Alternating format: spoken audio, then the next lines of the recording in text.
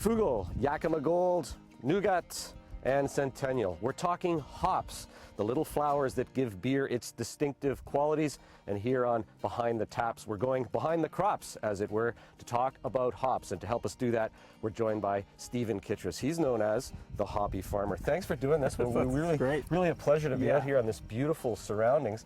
But I got to ask you right away, how do you get into hop farming?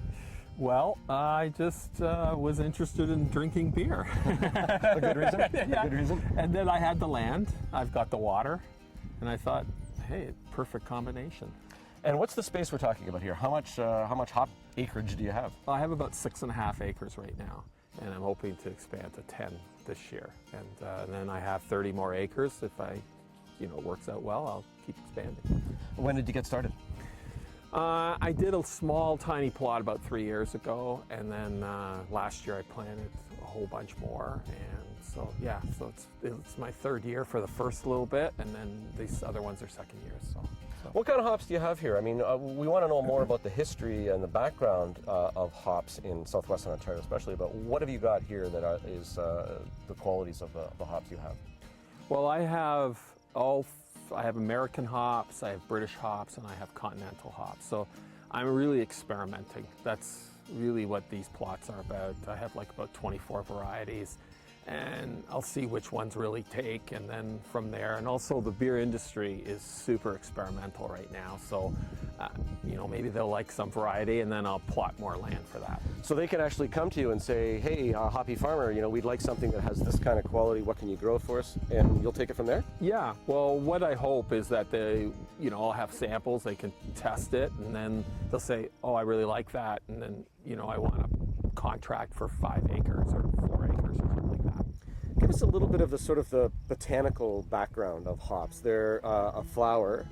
They're not necessarily not native to this area, but they've sort of gone and they're coming back again now. But what's the longer history?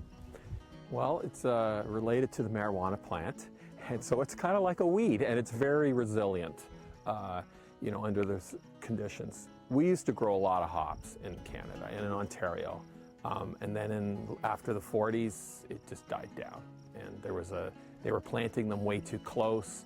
A lot of disease wiped them all out. So. And then with the industrialization, with larger acreage in the States, we just didn't compete. And but now with the craft brewery, it's great. It's great for growers.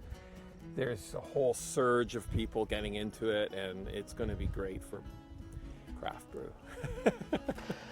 What about this particular soil? What are you trying to accomplish here? What do you need to do to be successful with what you're growing? Well, I really like pioneering some of this soil here. It's on the river valley, so some of it's been washed away, so I need to add nutritional values to the soil to be, and I'm slowly adding that and seeing how the root develops. Mm-hmm. I just noticed this year, because it's on a floodplain and it was flooding, and I was always dreading the flood. And now, where they flooded, they're great plants. I'm saying, can you flood more? So sort of a serendipitous kind of accident almost, exactly. And it ends up a better hop. Yeah, well, it's just the water's deeper, so then the roots go deeper. So next year, Grand River Conservation, I'll ask them to flood, please. What's the process of growing hops? I mean, we see these sort of standards, posts, a lattice work almost. How did these start? From the ground as a little seed or a bud or a sapling? Well, there's sort of 2 methods of propagation. There's the rhizome, which is a piece of the root, and you do that in the spring. You cut the crown, and there'll be lots of roots. If you've developed a big crown, it's kind of like a ball of root, and then all the other roots come off it, and then you cut those off, and then you can replant those. Or you can do it with the leaf and the stem, and you can propagate from there. And these tall standards, the plants will crawl all the way up, and how do you collect them and harvest them? Well,